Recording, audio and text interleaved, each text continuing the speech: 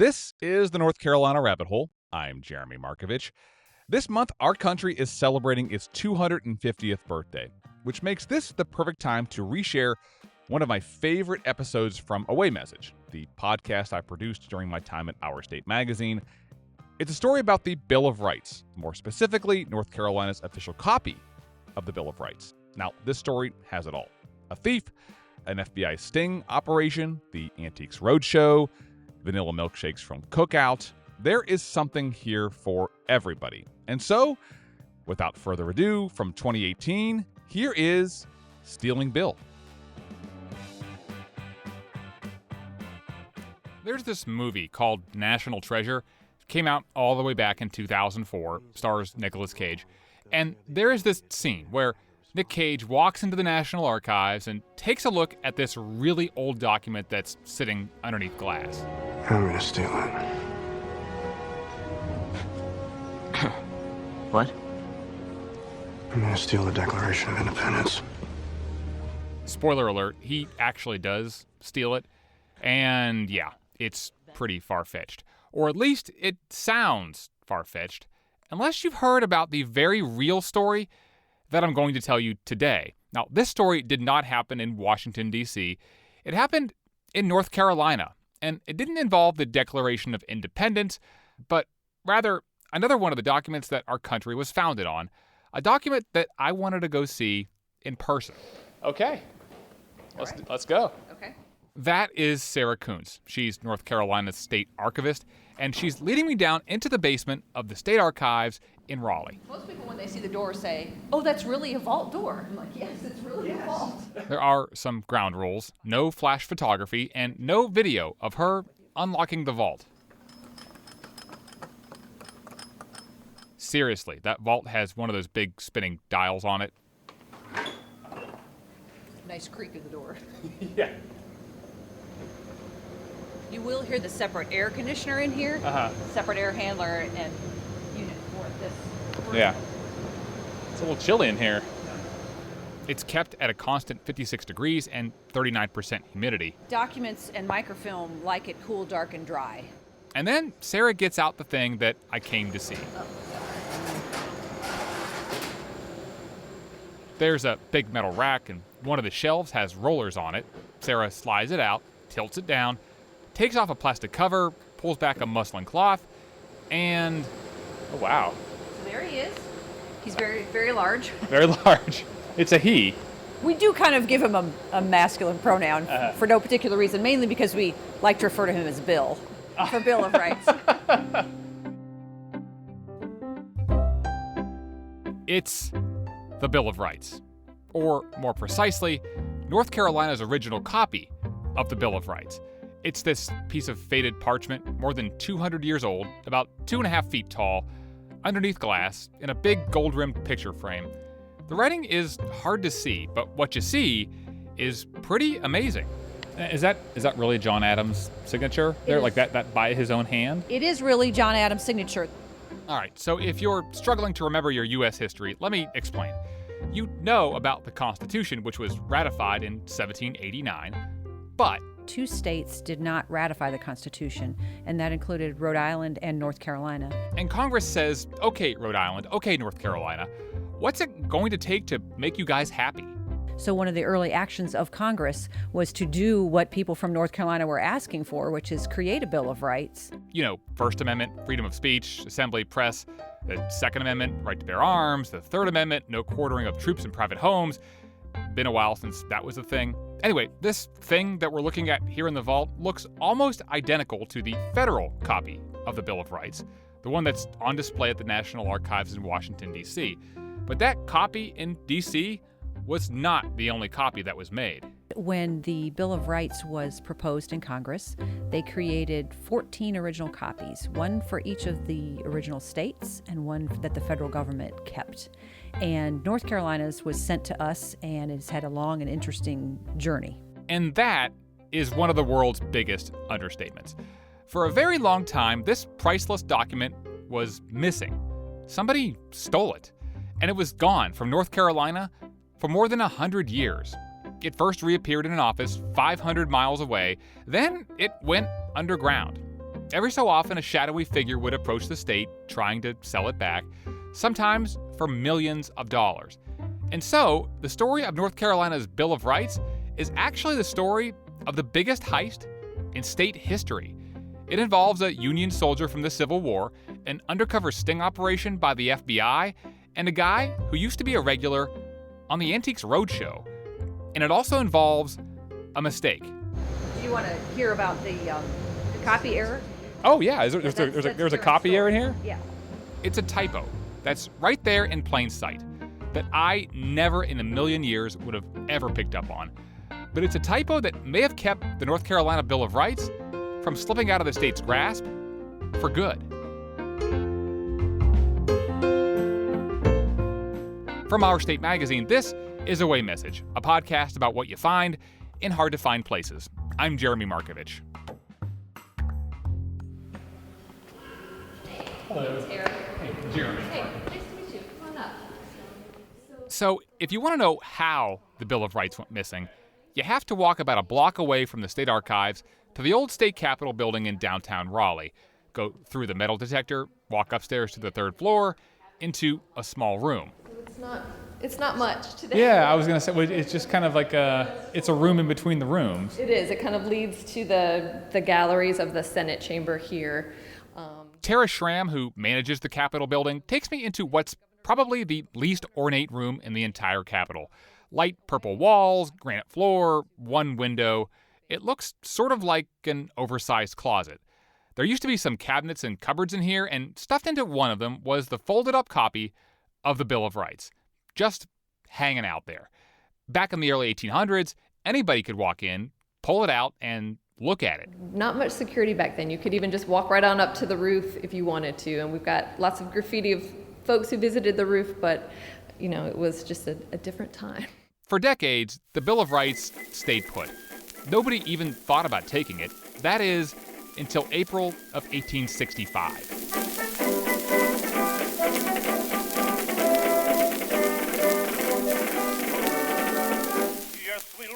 The Civil War was just about over, and General Sherman and his troops were headed toward Raleigh. Remember, Sherman had burned Atlanta to the ground. North Carolina's governor did not want the same thing to happen to Raleigh. He left town. He left the keys here with an enslaved person and told them to, let them in if they needed to come in. So the first group of soldiers that came in was actually the Signal Corps. Sherman's troops were here for about 2 weeks. They occupied the space for a while, and they were encamped kind of on the grounds and all around until they made their way to Durham for the final surrender of the war.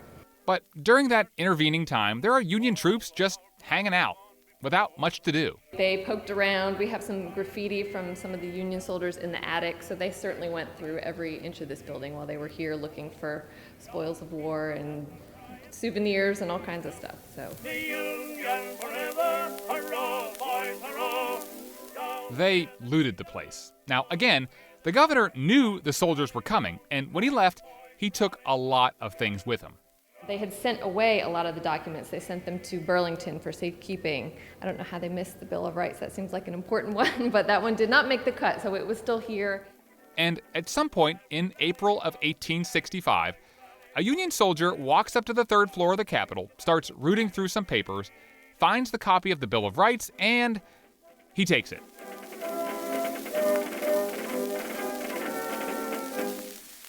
A few weeks later, the war is over, and that soldier heads home to Ohio, to a little town just outside of Dayton. And a year after the war, the soldier is talking to a friend from Indiana named Charles Shotwell. David Howard, who wrote a book about North Carolina's copy of the Bill of Rights, says, the soldier's like, hey, Charles, are you interested in this thing?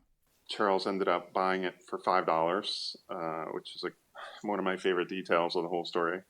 It was adhered into a very kind of plain, ordinary picture frame and just hung up.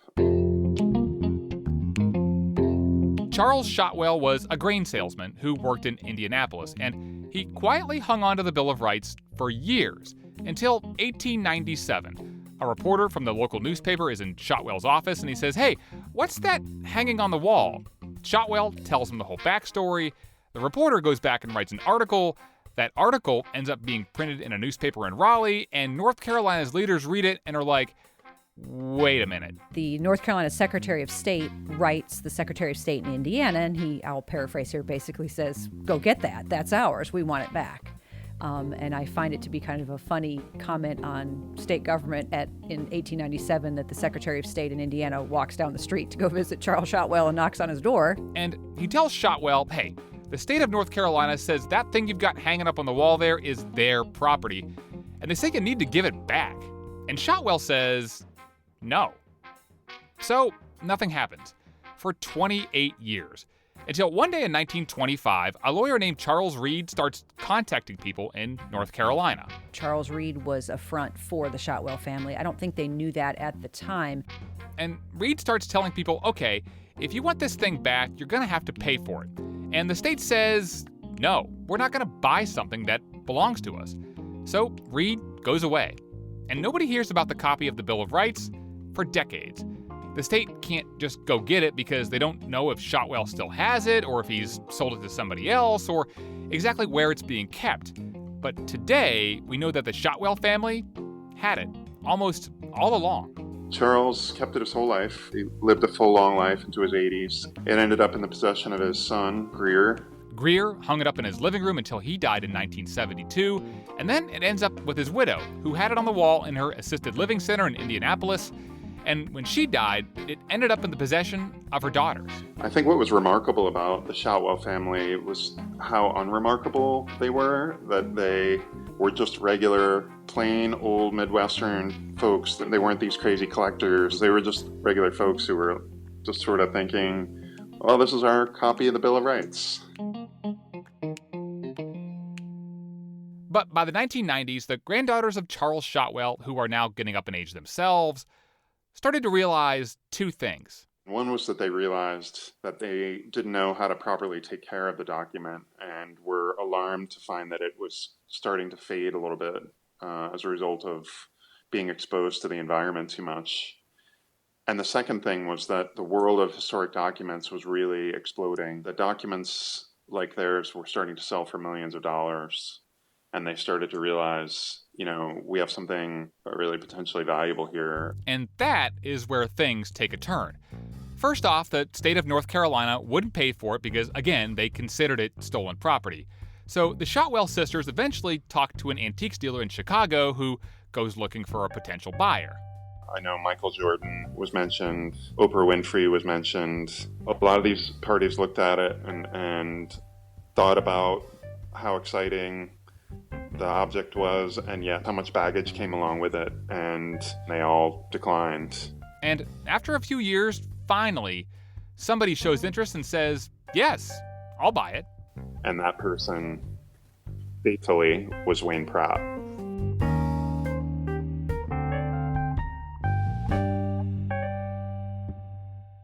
Who is Wayne Pratt? Wayne Pratt was an incredibly successful dealer in primarily antiques furniture back in the 80s, 90s, and early 2000s. He was one of these archetypal rags to riches stories. Pratt grew up in Boston, and he always said that he started his antiques career at age 7, rooting through attics, finding things, and selling them. And over time, he becomes this really successful and well-known antiques dealer who loved to tell stories. I think he realized that the antiques world, almost more than anything, is about backstory. It's about not only the story of where the objects come from, but who the person is selling them and what their story is. And by the late 1990s, he's on top of the antiques world. And he gets a regular gig on this new show on PBS. It's Antiques Roadshow from Austin, Texas. Antiques Roadshow. In all, Pratt appears on 6 seasons of the show. Now, also underneath this pot, there is a cigar box, which is not original to this box, okay? So he's got this thick Boston accent, he's in his 50s, in a suit, bald on top with a neatly trimmed mustache and dark hair. In one clip from the show, he's appraising a set of dominoes, and he's telling the story about how they must have been made by a sailor on a whaling ship off the coast of California. I think they're worth between $4,500 and $5,000. Goodness, not bad. he would come up with these incredible stories about where things came from that were mesmerizing. But for me, watching them when I thought about them and tried to dig below the surface, you kind of wondered what the evidence was behind these findings beyond his own expertise, which he relied on very heavily. And so when he encountered the Bill of Rights, he was very much relying on his reputation, his ability as a salesman, as an expert in the field of old things, to make something happen with it where others had failed. So Pratt encounters the Bill of Rights, and he wants to make sure that it's the real thing. So he takes it to some expert historians in Washington, D.C. They got this phone call, hey, we have what we think is an original copy of the Bill of Rights. Can we come and show it to you?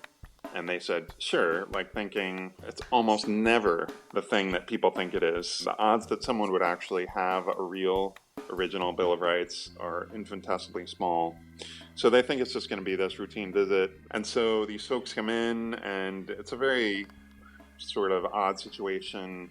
The visitors aren't identifying themselves. One of them appears to be kind of a bodyguard type character. They open this box and pull this thing out, and the historians are utterly floored to discover that it actually is an original Bill of Rights. The people quickly snap the document up, put it back in their carton, and disappear just as quickly and mysteriously as they arrived.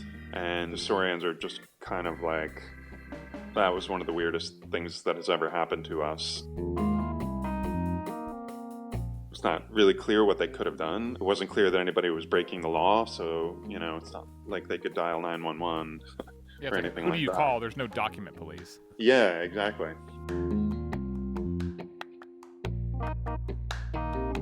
When Pratt takes it to them, the Bill of Rights is glued to a piece of cardboard. You can't see what's on the back, a fact that'll come into play later. But for now, Pratt knows he's got an authentic copy of the Bill of Rights. After he meets with the historians, he has the document very carefully removed from the cardboard backing, and after that, in the year 2000, he buys it from Charles Shotwell's granddaughters for $200,000. But Howard says the thing that really made the deal work? An agreement to keep a secret. His deal with them was a confidentiality agreement where he would not be allowed to say where it came from, and they would not be allowed to publicly say that they had sold it to him. And by doing this, he hoped to kind of seal himself off from North Carolina, from the fact that it had been taken from the state. Now, Pratt almost certainly knows the backstory, which means he also knows that he can't just go out in public to sell the Bill of Rights, since the state of North Carolina has been saying for the better part of a century that it's their stolen property. So he has to come up with a new story. His story was that he wasn't allowed to tell who the buyer was, but that the circumstance was that the buyer had found it in one of these almost magical moments where they lifted up a sign or some such thing in the back of a hardware store in upstate New York and found it underneath. Pratt starts taking this thing around and telling other antiques dealers, hey, I've got what I think is an original copy of the Bill of Rights, but I don't know its exact backstory. One dealer named Bill Reese sends his researchers out to figure out where this thing might have come from. They weren't able to come up with any conclusive evidence, and so Reese theorized that there may have been this kind of unknown 15th copy. He said it was not unusual in that time, the late 1700s, for an extra copy of an important document to be made for one of the top officials in the government. So now the document has an even better story. Now, not only did it just kind of turn up one day, but it could also be an authentic copy of the Bill of Rights that nobody knew about. If a state like North Carolina couldn't claim it, that meant it would be much easier to sell. So from there, Pratt goes looking for somebody with deep pockets who might want to buy it.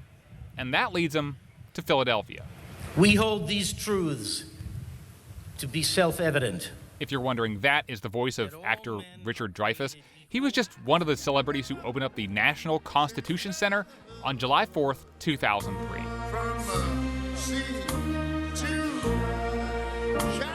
It's this brand new multi-million-dollar museum just down the street from the Liberty Bell and Independence Hall.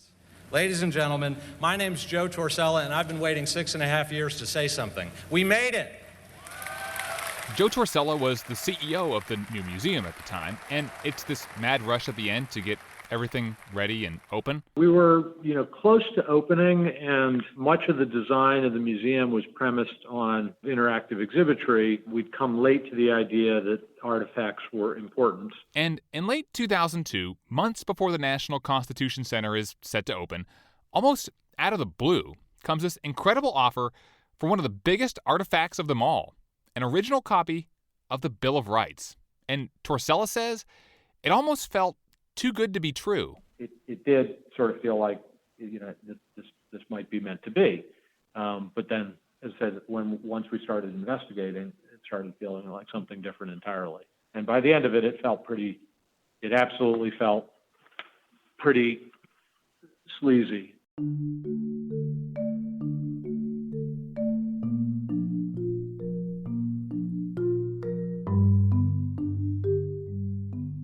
The initial price, $5 million. It would eventually get knocked down to $4 million. But either way, the museum is on board. But they, too, want to make sure they're getting what they're paying for. So they get the seller to send a picture of the front and, for the first time, the back of the Bill of Rights. Now, those pictures go to some expert historians, the same historians, it turns out, that Pratt had visited a few years before. Now, back then, those historians had only been able to look at the front of the document because, at the time, the back of it was glued to a piece of cardboard.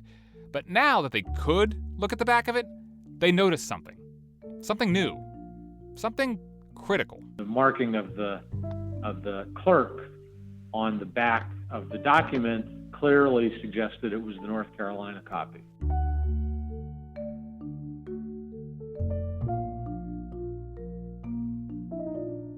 And it's not long after Torsella figures out that the document he's being offered is really North Carolina's copy of the Bill of Rights that he gets a very different kind of offer. I got a call on my cell phone from the FBI, which I thought was really odd because I thought, gee, the FBI doesn't just call you on your cell phone. That sounds an awful lot like a scam. But it really is the FBI, and they need his help. The document, in fact, is under threat, and maybe this is where it came in, that the group of people involved have sort of threatened to take it out of the country, and that they wanted, would we be willing to participate in a kind of sting to recover the documents? Long and the short of it is, we said yes.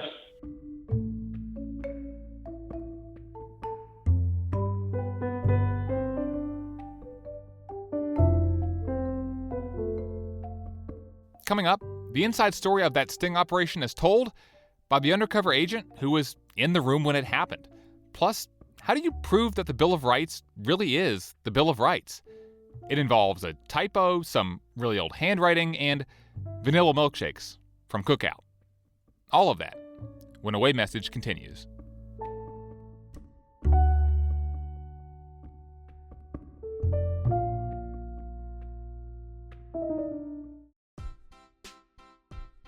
Hey, Jeremy here. Quick reminder that this podcast is part of the North Carolina Rabbit Hole. If you do not know what that is, let me tell you. It's my free weekly newsletter where I go deep on things about the state that are very important or also very not important.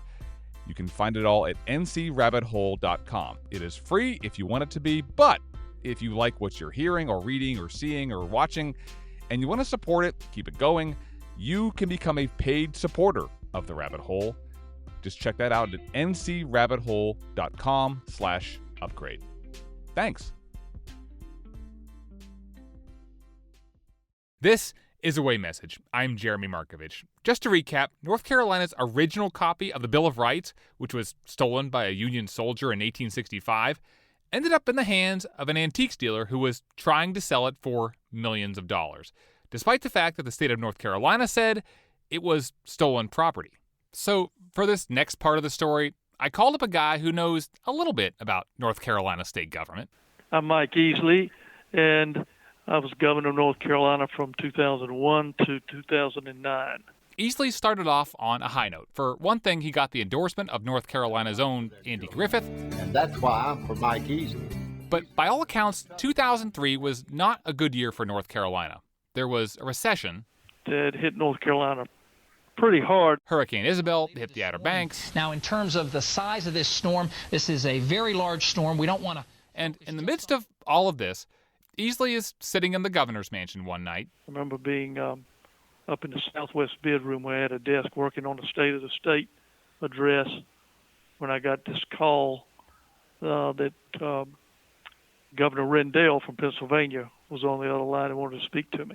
And what was he calling about? When I got on with him, he had just come into office. He was elected in 2002, so took office in January 2003. Governor Rendell called and said that he was on the board of the new Constitutional Center. And Pennsylvania's governor tells Easley, hey, look, somebody wants to sell us what we believe is North Carolina's copy of the Bill of Rights. And I told him I was certainly surprised to hear that it had surfaced again, and that I certainly want to figure out a way to get it. Remember, the state of North Carolina had maintained for more than 100 years that the Bill of Rights was state property. It was stolen, and North Carolina would not pay for it. But when Easley was on the phone with Pennsylvania's governor, he got a pretty crafty idea. I told him, why didn't he have the people who wanted to sell it to contact me? And eventually, I know I did talk to someone. They were asking $5 million, and I just said, sure, we can do that. We'd love to have it back. And then at that point, I called Reuben Young, my legal counsel in the governor's office, and told him I wanted to put together a sting operation like we used to do back when I was district attorney. Your instincts as a district attorney kicked in. Yeah, I responded to the opportunity just like I would in the district attorney's office if somebody would have said, we have a kilo of cocaine we want to sell you. And, my immediate response would have been, yeah, sure, I need that. What's it going to take to get it? And then I would have sent somebody around there to buy it, ostensibly to buy it, but actually to make the arrest. So that's exactly the same instinct that kicked in when I heard about the Bill of Rights, that I knew it was ours. And I know I had to be out of it. I need to be far away from it because nobody would believe, the governor himself is going to come get this. And they certainly wouldn't have brought it to me.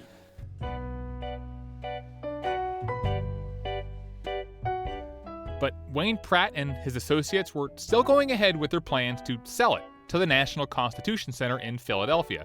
And so a lot of people get involved.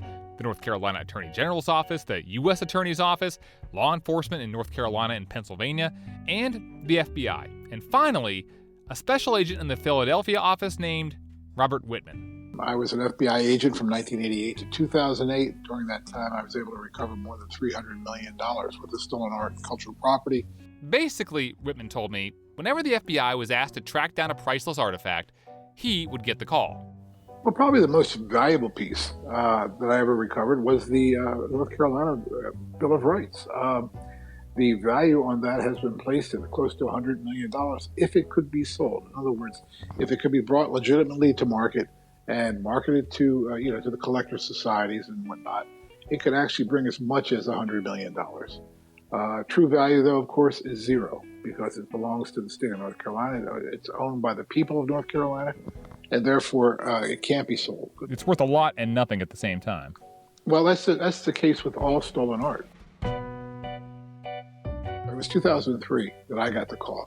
I had a call from our FBI office in Raleigh, and they said that an individual was trying to sell the North Carolina copies of the Bill of Rights to the National Constitution Center. They made a veiled threat that piece, if it wasn't properly bought back, that it may end up in the Middle East somewhere. So it was a veiled threat to show that they were willing to get rid of it. So we initiated an undercover operation to try to recover it in Philadelphia.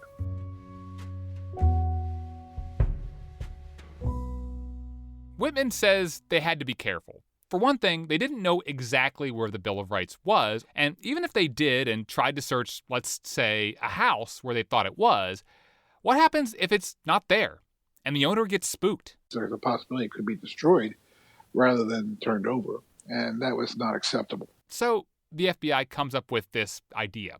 First off, they get the National Constitution Center and its lawyers to play along. I mean, what I assumed at the beginning of this, we were going to call and say, yeah, we'd like to buy it. Can you bring it over next Tuesday? Again, here's Joe Torsella, who was the museum's CEO at the time. Except that what really wasn't kind of clear to us at the beginning was how real it was going to need to be. There's a lot of real negotiation, a lot of back and forth and haggling. But after a few weeks, Torsella and his lawyers have reached a deal with a lawyer who was representing the seller, Wayne Pratt. Torsella's people would bring the money and the paperwork if that lawyer would bring the actual Bill of Rights. We had this handoff arranged. It was all very cloak and dagger. It was in a law firm. There were all these weird code words. Robert Wittman, the FBI agent, knows that he has to be there in the room when all of this goes down. So he decides to go undercover and makes up a backstory with a fake name. In this particular case, I was Robert Clay, C-L-A-Y. And what I was doing, I was acting as a philanthropist. It was at the height of the internet bubble. And I had made all my money in the internet, on the internet at the time with things like AOL and popular things that were happening. So that was the backstory. I was an internet philanthropist who had made a bunch of money and was able to put money forth for the Constitution Center. You were a .com guy who probably had the luck of not being, in 2003, being able to be searched on Facebook or anywhere else. Yes. Well, it's before that existed. Yeah. And so the day arrives, March 18th, 2003. Whitman and others are in downtown Philadelphia. And it was on the 18th floor of the office building.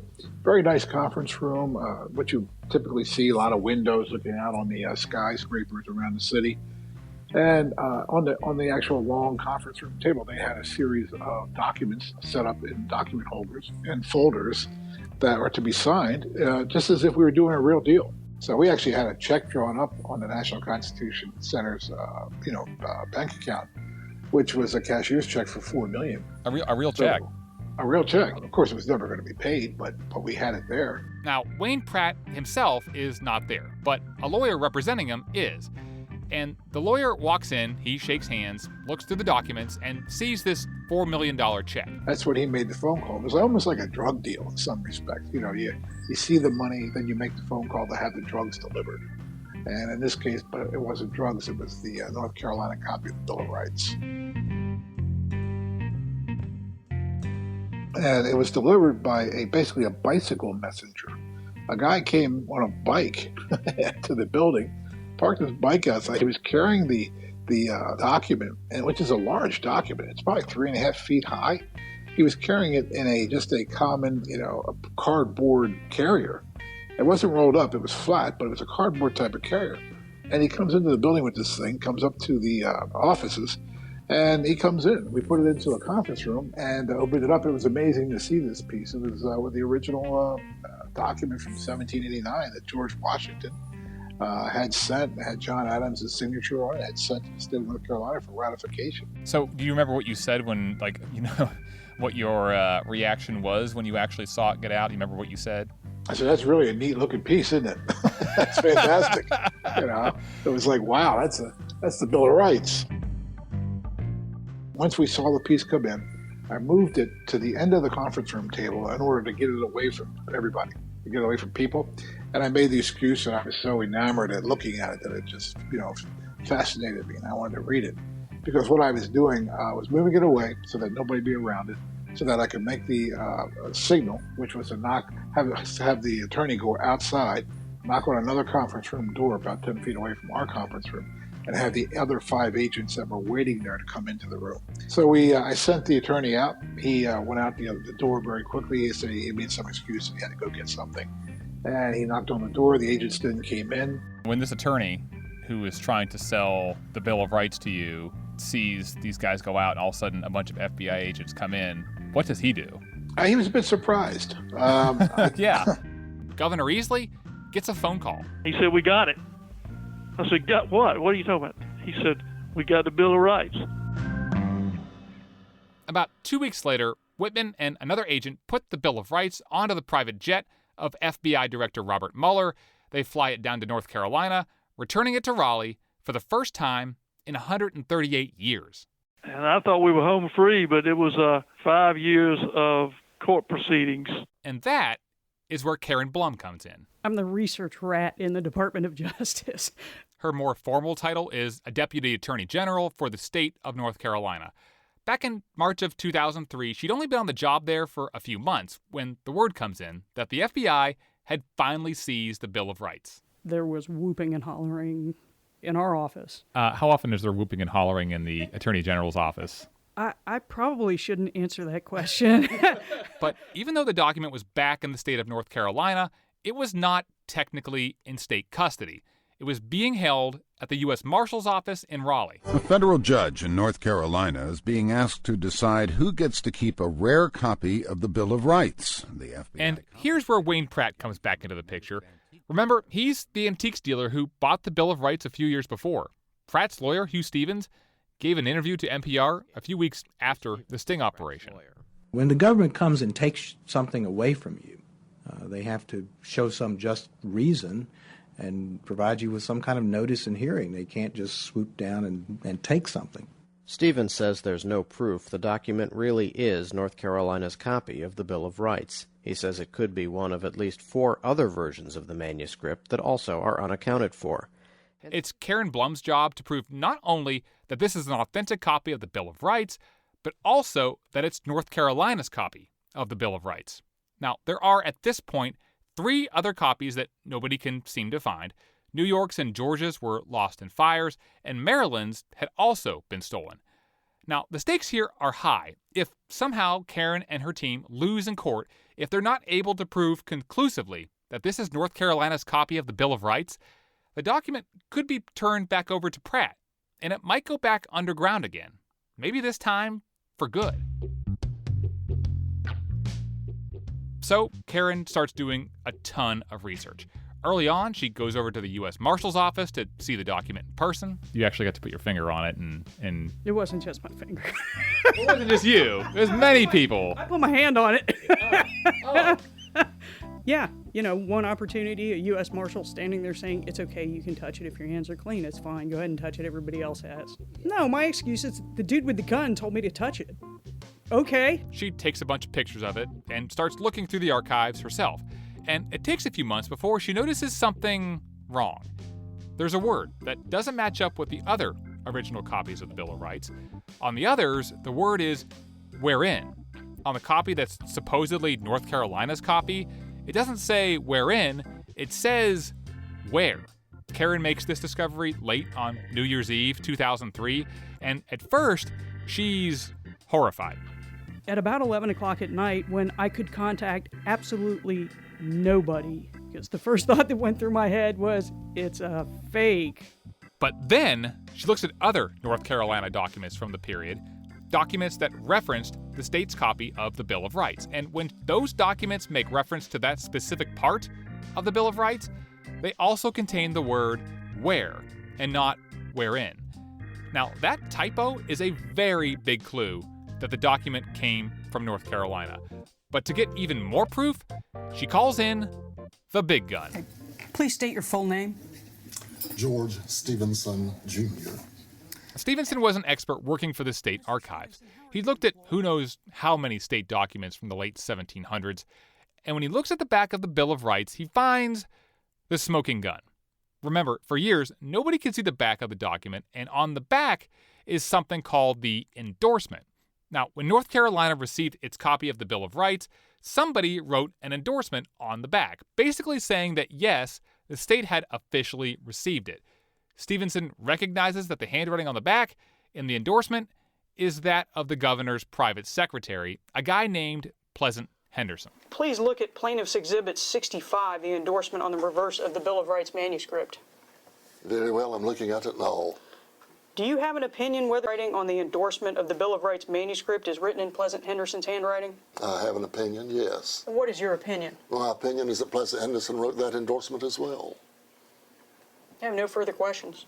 And between that signature and the typo and a few other details, Karen and her colleagues proved to a judge that this document really is the North Carolina copy of the Bill of Rights. And after a long legal process, they get a ruling that this document belongs to the state. Now, and forever.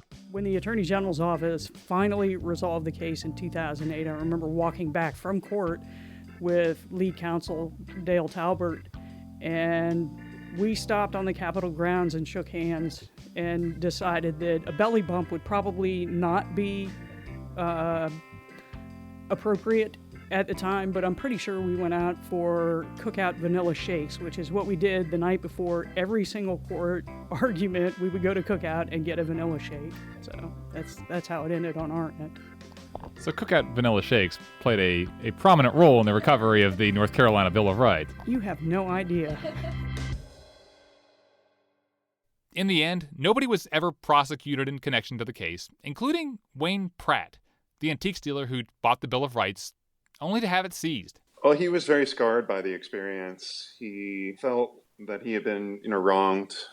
He insisted to me on multiple occasions that there's no proof that the document came from North Carolina. David Howard, the author, was one of the only people who interviewed Pratt about the case before his death in 2007. I think he had somehow convinced himself that there was a different kind of truth to this document, but that the history on it is so clear that it's really irrefutable. It seems like, even just as I'm hearing you talk here, it just seems like in two different ways, like a very American story.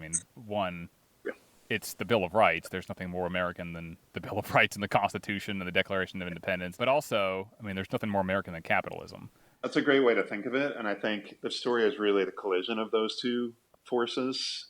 And it's really refreshing in a certain way because, often I think these days people end up feeling like capitalism always wins. And this is one of those instances where principle and sort of like the good of the people wins out over having the most money, and the best lawyers. And there's something really gratifying about that. But for as long as this process took, more than 100 years to get it back, and then years upon years of legal battles, there was one part that happened very quickly. In August of 2005, in the middle of this long, drawn-out fight over ownership, a federal judge rules that the U.S. government should no longer be holding on to the North Carolina copy of the Bill of Rights. Remember, it had just been sitting in the U.S. Marshal's office in Raleigh for more than 2 years. And so the ruling said that North Carolina needed to come get the Bill of Rights immediately. So, minutes later, the phone rings in the governor's mansion. I was there with my son Michael and said, Judge Bull has just ruled that this document goes back to the state and that I'm to return it to the Capitol immediately. And I was back at the mansion again, and I said, well, can we wait and do this, some sort of ceremony? So he told me to get it over there today, right now. It was no ordinary homecoming. What had been missing for 138 years was recovered within 5 days. The document was recovered in an... We went over and had the press conference, and I really couldn't think of a whole lot to say. It's really, it's awesome. It'll blow your mind. That's the legal term res ipsa loquitur, which is Latin for the thing speaks for itself, and that was really what it was. It was speaking for itself.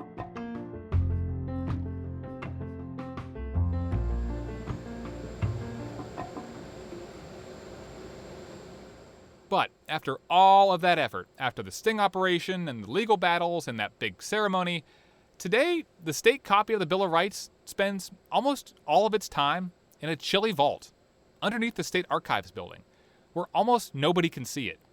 And Sarah Kuntz, the state archivist, says she really doesn't have a choice. Why is it here and not on display or somewhere else? That's a great question. The main concern that we have with having this document on display all the time is fading.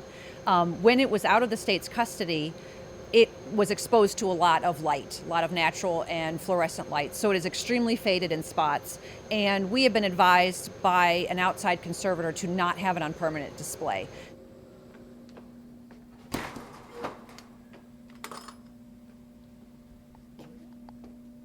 All right. But from time to time, it does come out and go on display. And each time it does, Sarah is there. You're never far behind wherever it is. You're keeping an eye on it no matter where it goes. Right. Wherever Bill goes, I go. I'm his keeper. The document never goes out without me. It never is on display without my presence. So I've literally been there to talk to thousands of people when they see the document, and it never gets old.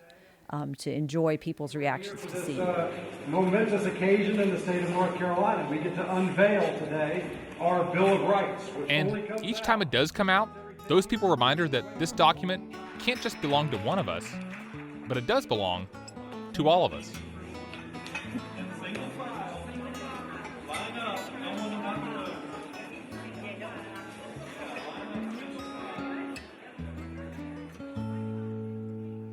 We're not those kind of people, the ones that speak no evil, loose cannon, righteous weasel, I'm never wrong. And if you look in our basket, we got hate that's just... This episode was written and edited by me, Jeremy Markovich, and produced by me and James Miezckowski. The 2005 press conference audio comes courtesy of WRAL-TV. Music is by Blue Dot Sessions. Our closing song is Not Those Kind of People by Bombadil, a terrific band from Durham. We've been led to temptation, washed down the river, and hooked on the lure. If you can't get enough of this story, two of the people featured in this episode have written books that you should check out. One is Lost Rights, The Misadventures of a Stolen American Relic by David Howard. The other is Priceless, How I Went Undercover to Rescue the World's Stolen Treasures by former FBI agent Robert Wittman. A very special thank you to the North Carolina Department of Natural and Cultural Resources for granting us special permission to see the Bill of Rights. You can see pictures of the vault, the Bill of Rights, and the actual 1663 charter from King Charles II that created the colony of Carolina. They call it Chuck. That is also down in the vault. You can look at all of those by visiting the story on our website, ncrabbithole.com. And if you miss a way message or want to listen to old episodes, they are still there. They are still in this podcast feed. Just scroll on down. There's a lot of good stuff there if you love to learn more about North Carolina. And one more thing. When you're Bob Wittman, the FBI agent who's returning the Bill of Rights to Raleigh for the first time in 138 years, maybe it's not the right time to play a practical joke. So it was April 1st, believe it or not, when we were delivering the piece back. So we decided to do something different for April Fool's Day. So we went across the street the day before, and there's a small gift shop where you can buy a copy of the Bill of Rights, all right, for $1.99. So we took it and we put it in the top of the crate, underneath the lid of the crate, not touching the Bill of Rights, but on top of the foam, that covered the Bill of Rights, so that when we got to Raleigh, and we did the big unveiling to open it up in front of all these important people, the VIPs and whatnot, Jay knocked the little copy out of the top, and we did a Three Stooges thing, like we knocked the Bill of Rights off, and it fell on the floor. It was kind of like a joke. It was a joke, but everybody was shocked. And I couldn't figure out. They weren't laughing. This is the North Carolina Rabbit Hole. Thanks for listening, and I'll see you next time.